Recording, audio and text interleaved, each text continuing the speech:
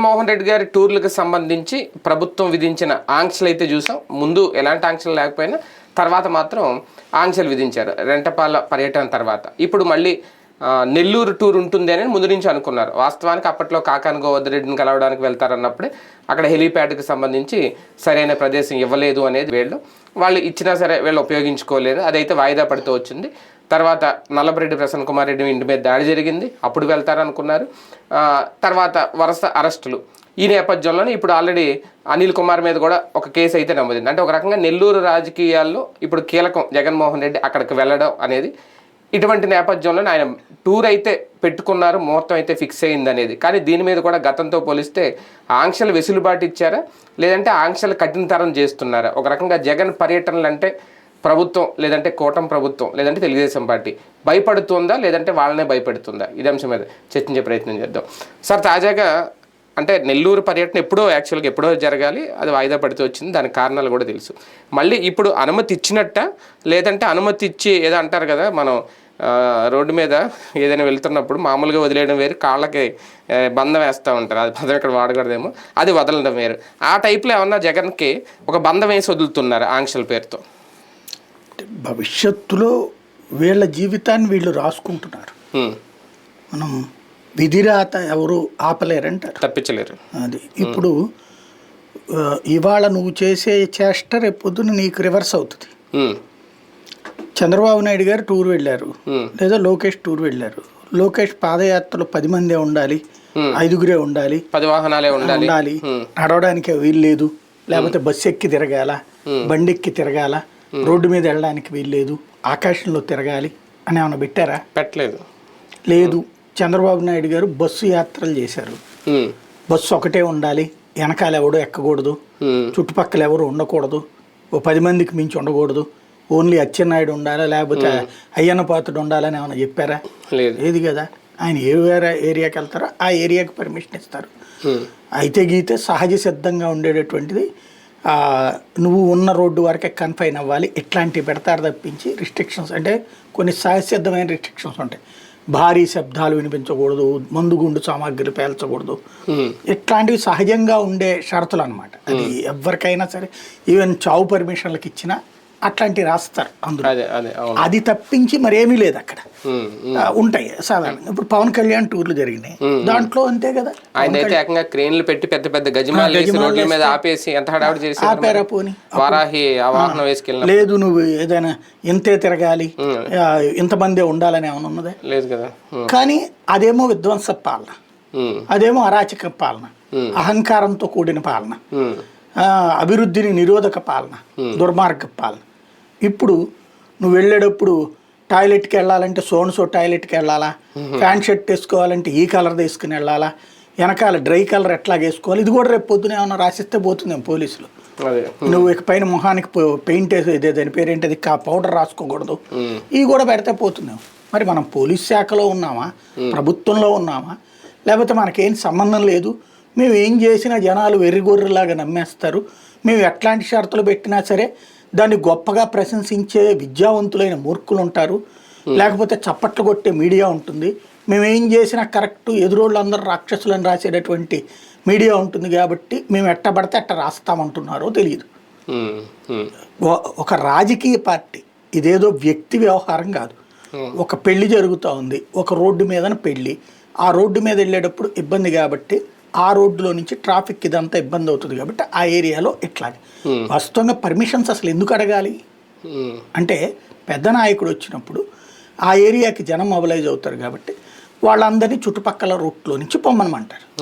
ఇప్పుడు మహానాడు మొన్న జరిగింది, దానికి ఏమైనా పర్మిషన్ ఇచ్చేటప్పుడు ఎన్ని బస్సులు వెళ్ళాలి, ఎంతమంది వెళ్ళాలని ఏమైనా రాసిచ్చారా? అసలు ఏమైనా ఉందా అందులో? మరి ఇక్కడేంటి దీంట్లో? పోనీ ఏమైనా ఉగ్రవాద చర్య, లేకపోతే నక్సలైట్ల చర్య, వాళ్ళ మీటింగ్లా? అర్థం పర్థం లేనటువంటి ఆంక్షలు.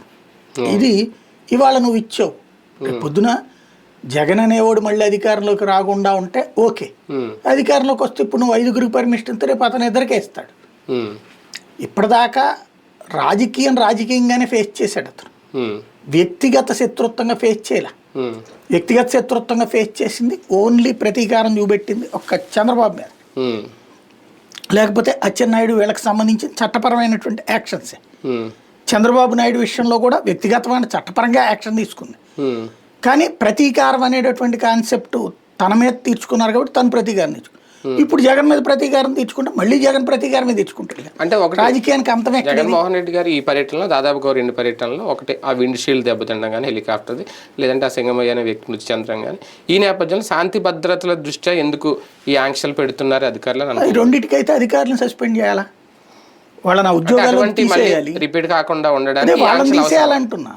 ఎందుకంటే నువ్వు అసలు అక్కడికి వెళ్తుంటే నిద్రపోతున్నావా? మనం కొన్ని వందలు చూసుంటాం, వందలు వేలు చూసుంటాం నాయకులు రావటాలు, హెలికాప్టర్లు వచ్చినప్పుడు ఏముంటుంది, ఆ చుట్టూతా బ్యారికేడ్ ఉంటే దాని చుట్టూతా కనీసం 50-100 మంది పోలీసులు, సెక్యూరిటీ ఉండాలి. 50-100 మంది పోలీసులు ఉంటారు. మన వైజాగ్ 3 హెలికాప్టర్లు వెళ్ళారట. ఇది యోగా అందరికి వెళ్ళినప్పుడు పవన్ కళ్యాణ్ గారు ఒక హెలికాప్టర్, మరి అక్కడ బాగానే ఉంది, అక్కడ ఇద్దరినే పెట్టారా ఏంటి అక్కడికి? ఇక్కడ 50-100 మంది పోలీసులు ఉంటారు. అదేది లోపల దాని చుట్టూతా. అదే సందర్భంలో బయట ఫుల్ ప్లెడ్జ్డ్ గా పోలీసులు ఉంటారు. నువ్వు ఎందుకు పెట్టలేదు? ఇక్కడ ఎట్లా తయారైందంటే జగన్ బందోబస్తు అంటే వచ్చే వాళ్ళని క్రమబద్ధీకరించడం, టూర్ ప్రశాంతంగా కాకుండా జగన్ పర్యటన డిస్టర్బ్ చేయడం కోసం బందోబస్తు పెడుతున్నాడు. జగన్ టూర్లలో దరిద్రం వల్ల ఏంటంటే వీళ్ళని ఆయన టూర్కి కరెక్ట్గా అయితే గనక 2 వైపులా 2 లైన్లు పెట్టేసి, తాడు కడతావా బ్యారికేడ్లు కడతావా కట్టేసి, దాని దావన ఒక వెహికల్, ఆ వెహికల్కి ముందు ఒక కాన్వాయ్ పైలట్ వెహికల్ తీసుకో, పైలట్ వెహికల్ వెళ్తున్నప్పుడు ఎదురుగుండా వాహనాలను మూవ్ చేయి, అక్కడ రోడ్డు మీద ఎవడన్నా ఉంటే అవతలకు బోండాయి అని చెప్పు. ఆ తర్వాత వెనకాల అతని వెహికల్ రావాలి, ఒక 1/2 కిలోమీటర్ వ్యవధిలో వస్తుంది, సాధారణ 1/2 కిలోమీటర్ వ్యవధిలో వస్తుంది. అక్కడ ముందు పైలట్ ఉంటుంది, వాళ్ళు సౌండ్ చేసుకుంటూ వెళ్తారు. వెనకాల జగన్మోహన్ రెడ్డి వస్తాడు, అతని వెనకాల 4 వెహికల్స్ వస్తాయి, 10 వెహికల్స్ వస్తాయి, 15 వెహికల్స్ వస్తాయి, వెళ్తారు. అక్కడికి దిగుతాడు, పరామర్శిస్తాడు, ఇట పోతాడు, మళ్ళీ ఇటు పక్కకు పంపించే హెలికాప్టర్ దాకా. సింపుల్. ఇక్కడ ఇందులో ఏ గోళ లేదు. ఇంకా పైగా వీళ్ళకి ఒక బెనిఫిట్ ఉంటుంది, జగన్ కలవాలని చేతులు కలపాలని ప్రయత్నించేవాడిని వీళ్ళు, ఇతను అలాంటి రిస్ట్రిక్షన్ దగ్గరికి వెళ్ళిపోయి బ్యారికేడ్ దగ్గరికి చేతులు దాచేసి అవతల వాళ్ళ దగ్గరికి పోడు బేసిక్గా. అప్పుడు ఇదివరకు జగన్ సీఎంగా ఉన్నప్పుడు ఎట్లయితే విరక్తి పుట్టిందో అట్లా అయిపోతుంది కార్యకర్త, మా గెలవలేదు ఇట్లాంటిది. ఇప్పుడు ఏంటి, ప్రతి ఒక్కళ్ళు మీదకి వెళ్ళిపోవడం, సెల్ ఫోన్లతో ఈ ఈ సెల్ఫీలు తీసుకునే క్రమంలో తోపిసలాట్లు జరిగిపోతున్నాయి. నువ్వు అది జగన్ని కార్యకర్తకి దూరం చేయాలనుకుంటే, జగన్ కార్యకర్తలకు దూరం అయింది ఎక్కడ? రిస్ట్రిక్టెడ్ టూర్స్లో. నువ్వు వచ్చేయి, నువ్వేం చేస్తున్నావు? ఎప్పుడైతే ఈ రిస్ట్రిక్షన్ పెట్టి రాకూడదు, కనబడకూడదు, ఒంటరిగా వచ్చి వెళ్ళిపోవాలా, అదేదో పెరోల్ మీద వచ్చినటువంటి ఖైదీ గనక ఇంట్లో మాత్రం ఉండేసి ఎవరితో కలవకూడదు, ఫంక్షన్ చేసుకోకూడదు అన్నట్టు పెట్టుకుని వెళ్తే ఏమైపోతుంది? జనాలందరూ ఎగబడుతున్నారు. నువ్వు రిస్ట్రిక్ట్ చేయకపోతే, రిస్ట్రిక్ట్ చేసినప్పుడు 40,000 మంది వస్తే, రిస్ట్రిక్ట్ చేయనప్పుడు 15,000 మంది వస్తారు. ఇది నువ్వు గుర్తుపెట్టుకోవాల్సినటువంటి అంశం. అట్లా గుర్తుపెట్టుకోవట్లే. అంటే ఆంక్షల్లో విచిత్రం ఈసారి, అంటే వెహికల్స్ అయి పెంచినట్టున్నారు ఈసారి, 15 వాహనాలు ఏదో అనుమతి అన్నట్టున్నారు 10 మంది. కానీ ఇక్కడ విచిత్రం ఏంటంటే నల్లపరెడ్డి ప్రశాంత్ కుమార్ రెడ్డి ఇంటికి వెళ్ళకూడదని చెప్పడం ఏంటి? అదే అర్థం కావట్లేదు. అంటే మేబీ ప్రశాంత్ రెడ్డి ప్రెషర్ అనుకుంటా, అక్కడి నుంచి ఎస్పీ మీద. వీళ్ళ నాయకుడు, వీళ్ళ మాజీ ఎమ్మెల్యే, ధ్వంసమైంది ఇల్లు, వెళ్ళి చూసే అధికారం లేదా? అదే అనేది నాయకుడు. ఇక్కడ యాక్షనే తప్పది. అసలు మొన్న జరిగినటువంటి యాక్టివిటీలోనే అతని ఇంటి మీద దాడి జరుగుతుంటే పోలీసులు నిద్రపోవడం ఏంటి? ఇప్పుడు ఇక్కడ ఎన్టీఆర్ ట్రస్ట్ భవన్ రోజున గొడవ అప్పుడు మనం ఏమన్నాం? పోలీసులు అక్కడ ఉండి అలా నువ్వు పోనాయన అని బతిలాడుకోవడం సిగ్గుండాలి కదా, అలా కనుక్కున్నాం లేదా మనం? ఇక్కడ ఏంటి, పోలీసుల దగ్గర ఉండాలని బస్సు వాళ్ళ వెహికల్స్ ఎక్కించి పంపిస్తే ఇంకేంటి అక్కడ పోలీసింగ్ ఏముంది? రెండవది, నల్లపరెడ్డి ప్రసన్న కుమార్ రెడ్డి, వేమిరెడ్డి ప్రశాంత్ రెడ్డి విమర్శించినందుకేమో కేసు ఉంటదట, ఇంటి మీద దాడి చేసినందుకు కేసు ఉండదట. ఇప్పుడు నువ్వు పెట్టలేదు. ఇప్పుడు ఎన్టీఆర్ ట్రస్ట్ భవన్ మీద గన్నవరంలో తెలుగుదేశం పార్టీ కార్యాలయం మీద దాడిది ఆ రోజున వాళ్ళు కేసు పెట్టారు, పెట్టి స్టేషన్ బెయిల్ లాంటి చిన్న సెక్షన్స్తో వదిలిపెట్టారు. నువ్వు తర్వాత వదిలిపెట్టారు, మీరు వేటాడారు కేసులు పెట్టారుగా. చంద్రబాబు గారు ఇంటి దగ్గర ధర్నా మీద మళ్ళీ కేసులు పెట్టి విచారించారుగా, తిప్పారు కదా. మరి మీ వాళ్ళని వదిలిపెడతారు రేపు పొద్దున. నువ్వు ఇవాళ ఆపితే రేపు పొద్దున ఏమవుతుంది? అవును. అంటే ప్రాక్టికల్ కాన్సెప్ట్ పబ్లిక్ కన్నా అనిపించాలి కదా, అదే కదా నువ్వు చేస్తుంది రైటా రాంగ్ అన్నటువంటిది. అసలు ఇంతవరకు ఒకళ్ళ ఇంటికి వెళ్ళడానికి వీల్లేదని పెట్టేటటువంటి విచిత్రమైన పర్మిషన్. అంటే పేనుకు పెత్తనం ఇస్తే తలంతా కొరికిందంటారు. ఇప్పుడు అట్లుంది. నీకు ఇచ్చినటువంటి పెత్తనము లేకపోతే నీకు ఇచ్చిన అధికారము బాధ్యతతో కూడింది, అహంకారంతో కూడింది కాదు, అభిజాత్యంతో కూడింది. అంటే ఒక వ్యక్తిగా లేదంటే ఒక ప్రతిపక్ష నాయకుడికి స్వేచ్ఛ హరించినట్టు అవుదా? రేపొద్దు నేను కోర్టుకి వెళ్ళొచ్చు దీని మీద? ఏముండదు. కోర్టుకి వెళ్తే కోర్టు అడుగుతుంది వీళ్ళని ఏంటిది అని చెప్పేసేసి, లేదు లేదు అని ఈ చెప్తారు వీళ్ళు తీసుకెళ్ళి. వాళ్ళ ఉద్దేశం కూడా అదే, ఇతను కోర్టుకి వెళ్ళాలి వెళ్తే అన్నటువంటిది. అంటే మా నాయకుడి ఇంటికి వెళ్ళడానికి నాకు ఆంక్షలు ఏంటని జగన్మోహన్ రెడ్డి అసలు పర్మిషన్ అక్కర్లేదు నన్ను అడిగితే. డైరెక్ట్ వెళ్ళి జైలు దగ్గరకు కాబట్టి పర్మిషన్, అక్కడి నుంచి డైరెక్ట్ ఇంటికి వెళ్ళిపోయాడు అనుకోండి, వెళ్ళడానికి వీల్లేదని ఆపుతారు వీళ్ళు. అంటే ఇప్పుడు అనుమతి ఇవ్వలేదు కాబట్టి అడ్డుకుంటారు. అనుమతి ఏంటంటమ్మా దానికి? పర్మిషన్ అడిగారు కాబట్టి, వీళ్ళు రూల్ అడిగారు కాబట్టి జరిగింది. వెళ్ళిపోయాడు అనుకోండి, ఎవడాపొచ్చాడు? అదే అడ్డుకుంటే పోలీసులు అడ్డుకోవాలి. ఎందుకు అడ్డుకుతుంటారు? బేసిక్గా ఇంటికి వెళ్ళడానికి పర్మిషన్ ఏంటి? ఇప్పుడు జగన్ బెంగళూరు నుంచి తాడేపల్లి వస్తున్నాడు, గన్నవరం ఎయిర్పోర్ట్ నుంచి ఇంటి దగ్గరికి తాడేపల్లి ఇంటికి ఏమైనా పర్మిషన్ అడుగుతున్నాడు ఏంటి? నేను మా ఇంటికి వెళ్తున్నానని చెప్పేసి లేదు కదా. అంటే వీళ్ళ పర్యటన రూట్ షెడ్యూల్ ఇవ్వాలేమో కదా పోలీసులకి, జగన్ గారు ఎక్కడి నుంచి ఎటు నుంచి ఎటు వెళ్తారు, అలా ఇచ్చినప్పుడు ఇల్లు ఇచ్చినప్పుడు పర్మిషన్. ఎందుకంటే వాళ్ళు సెక్యూరిటీ కల్పించాలి కదా ప్రతిపక్ష నాయకుడికి, అప్పుడు వాళ్ళు ఆంక్షలు విధిస్తున్నారా అడిగినప్పుడు? అదే అనేది అసలు ఒక ఇంటికి వెళ్ళొద్దు అనేటటువంటిదే ఒక నియంతృత్వం. దీనికి మళ్ళీ అంటే జగన్కి ఉన్న ఒక దాన్ని ఏమంటారు, ఒక ఇగోని వీళ్ళు టచ్ చేస్తున్నారు కావాలని. మన హెలికాప్టర్ పర్మిషన్ లేదు కాబట్టి ఆగిపోయాడు, ఇప్పుడు దీనికి పర్మిషన్ లేదు కాబట్టి ఆగిపోతాడు.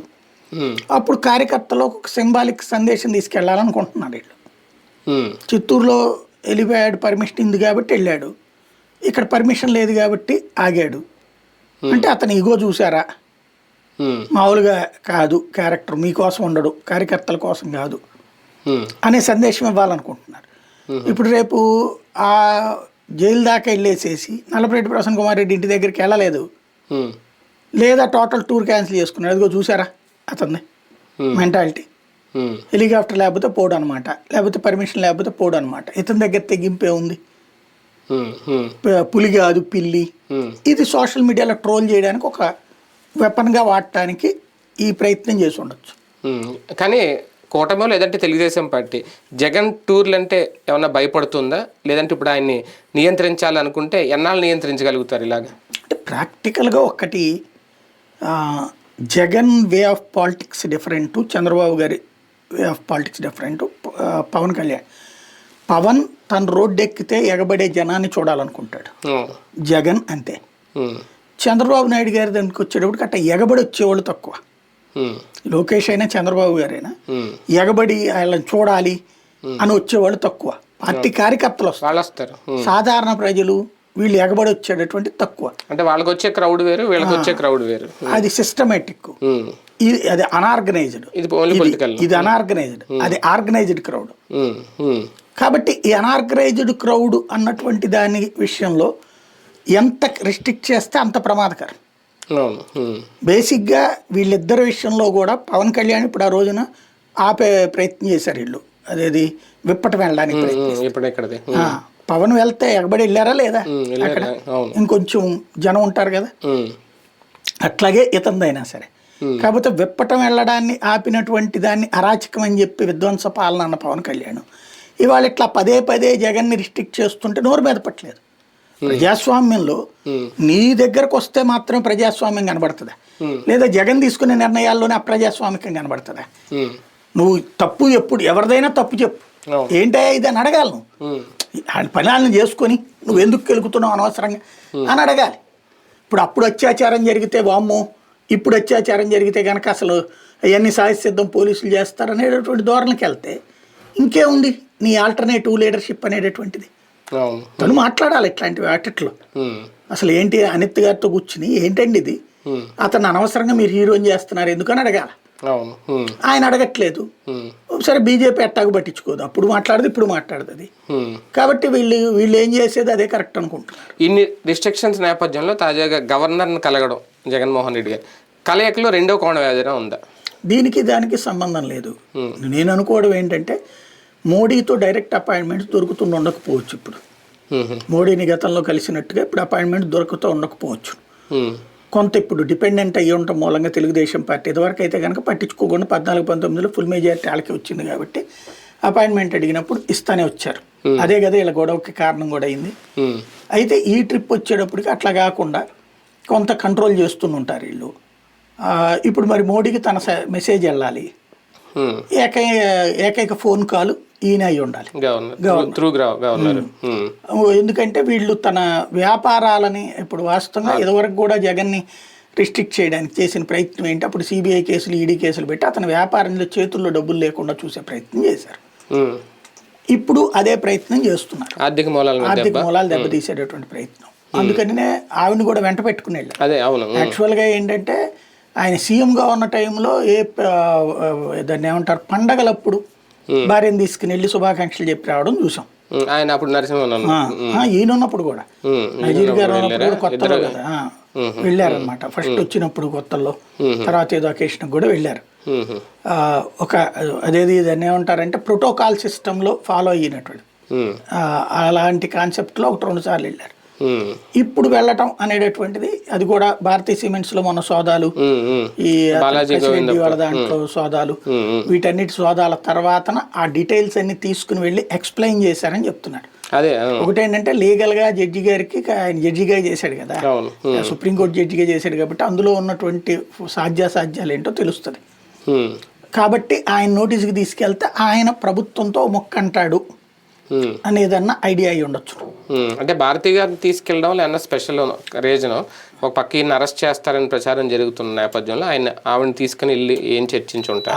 ఆవిడ వ్యాపార సంస్థలో కూడా ఏలు పెట్టారు కదా వీళ్ళు. భారతీయ సిమెంట్స్ ఆమె కదా చూసుకునేది. ఆవిడ వ్యాపార సంస్థలో కూడా ఏలు పెట్టారు కదా. వాస్తవంగా బాలాజీ గోవిందప్పకి దీంతో సంబంధం లే. అతని వ్యాపారం భారతీయ సిమెంట్స్ అతను ఎప్పుడో కొన్నాడు. 90% స్టేక్ హోల్డర్ అతను. ఇక్కడిది కాదు, అతను ఇంటర్నేషనల్ బిజినెస్.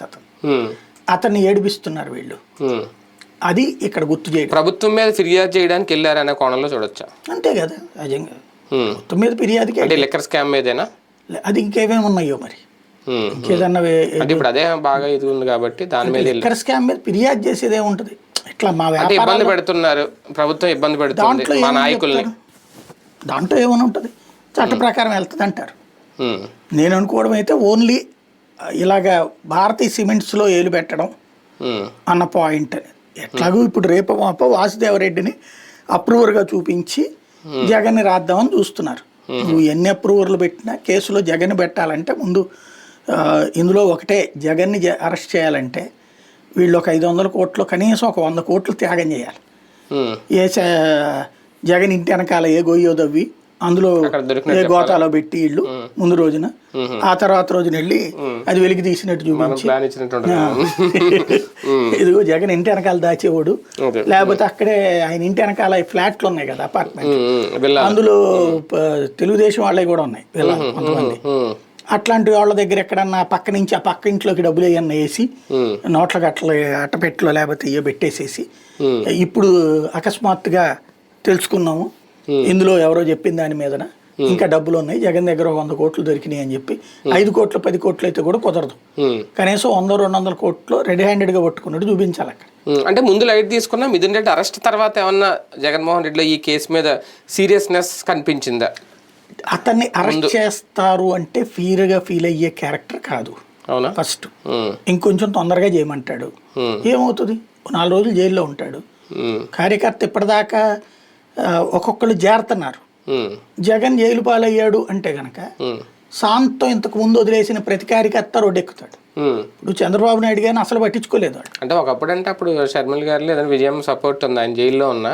ఇప్పుడు ఈయన జైల్లో ఉంటే పార్టీని నడిపేది ఎవరనేది కూడా ప్రశ్న కదా. అంత ఫ్రీగా ఎలా వెళ్ళిపోతారు జైలు? చంద్రబాబు గారు జైల్లో ఉన్నప్పుడు పార్టీని ఎవరు నడిపాడు? అంటే ఆయనకంటే ఎవరో ఒకళ్ళు ఉన్నారు, ఎవరున్నా సరే, లోకేష్ ఉన్నారు, లేదంటే మిత్రపక్షంగా పవన్ కళ్యాణ్ ఉన్నారు. పార్టీ అదే నడుచుద్ది. పార్టీలు నడపడానికి ఏముంది? ఈయనకి సజ్జల రామకృష్ణారెడ్డి ఉంటాడు, లేకపోతే ఇంకోళ్ళు ఉంటారు, పెద్దిరెడ్డి, కరుణాకర్ రెడ్డి, వీళ్ళందరికీ చెప్పాలా? ఎవరన్నా ఎవరి నియోజకవర్గంలో ఆడు చూసుకుంటాడు. అంతమందిని ఎవడో తొక్కేలేడు బేసిక్గా. ఇంకోటి అంత భయపడాల్సిన పరిస్థితులు ఇప్పుడు లేదు పార్టీ. ఆ రోజున ఇంకా ఏమీ లేదు పార్టీ. అవును, కాబట్టి భయం. అప్పుడు కాంగ్రెస్ నాయకుడు కాబట్టి భయం. ఇవాళ పార్టీ తందే. జైలుకి వెళ్తే ఏమైపోయింది? జార్ఖండ్ ముక్తి మోర్చాకి సంబంధించిన సోరెన్ అరెస్ట్ చేశారు. ఏమైంది పార్టీ? నడవలేదా? వాళ్ళ వదిన గారిని సీఎం చేశారు, అంటే వాళ్ళ వేరే అతన్ని సీఎం చేస్తే వాళ్ళ ఆవిడ పార్టీ చూసుకుంది. లేకపోతే అసలు చూసుకోవడం ఏమి ఉండదు, ప్రాంతీయ పార్టీలు కదా, ఏడిపోతారు. రెండోది ఏమవుతుంది, కేడర్ అంతా కూడా దూరమైన వాళ్ళందరూ వస్తారు దగ్గరికి. జగన్కి లైఫ్ ఇవ్వాలనుకుంటే వీళ్ళు అరెస్ట్ చేయొచ్చు, తప్పేం లేదు. జగన్ని జైల్లో పెడితే తొక్కేస్తాం అనుకుంటే అంతకు మించిన అమాయకత్వం ఉండదు. అది గుర్తుపెట్టుకోవాల్సిన అంశం. అదే పెద్ద తప్పిదం అవుతుంది భవిష్యత్తులో. రైట్, చూద్దాం. మొత్తానికి ఒక సాహసం ఏమైనా చేస్తుందా రాష్ట్ర ప్రభుత్వం? జగన్ మీద ఆంక్షలు విధించి ఆయన కంట్రోల్ చేయాలనుకుంటుందా, లేదా ఆయన పర్యటనలకి అనుమతులు ఇవ్వకుండా ఆయన అడ్డుకునే ప్రయత్నం చేస్తే అది ఎంతవరకు కలిసి వస్తుంది అనుకుంటుంది? ఏది ఏమైనా నెల్లూరు పర్యటన విషయంలో ఇప్పుడు ఈ చర్చ అయితే మొదలైంది. కొత్త ఆంక్షలు, కేవలం 10 మందికి మాత్రమే అనుమతి, ఐలీప్యాడ్ దగ్గర నుంచి ఆయన కూడా ఒక 15 వాహనాలకు అనుమతి, నల్లబరెడ్డి ప్రసన్న కుమార్ రెడ్డి ఇంటికి వెళ్ళకూడదు, అదొక రిస్ట్రిక్షన్. వీటన్నిటి నేపథ్యంలో ఆయన టూర్ ఎలా సాగుతుంది ఏంటనేది ఇంక వేచి చూడాల్సి ఉంది.